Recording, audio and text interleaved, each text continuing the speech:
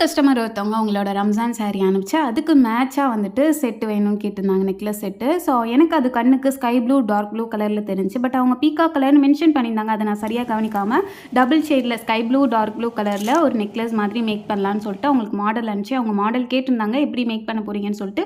So அதுக்கப்புறம் make பண்ணுறதுக்கு முன்னாடியே அவங்களுக்கு ஒரு ஃபோட்டோ மாதிரி அனுப்பிச்சேன், லைட்டாக வரிசையாக வச்சு காட்டி. அவங்களுக்கு பிடிச்சிருந்துச்சி, பட் அந்த ஸ்கை ப்ளூ கலர் இடிச்சிச்சு.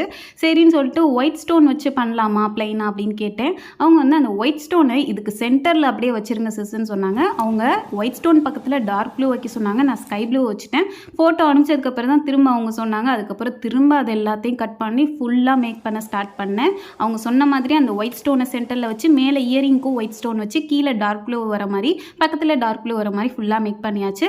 தென் வந்துட்டு கஸ்டமைஸ் பிரேஸ்லெட்டும் அவங்க சொன்ன மாதிரி என்னென்ன சார்ம்ஸ் வேணும், எங்கெங்கே அந்த சார்ம்ஸ் இருக்கணும் அப்படின்னு சொல்லிட்டு மேக் பண்ணி அவங்களுக்கு கொரியர் பண்ணியாச்சு. நம்மகிட்ட வாட்ஸ்அப் அண்ட் இன்ஸ்டா ரெண்டுலையுமே ஆர்டர் பண்ணலாம்.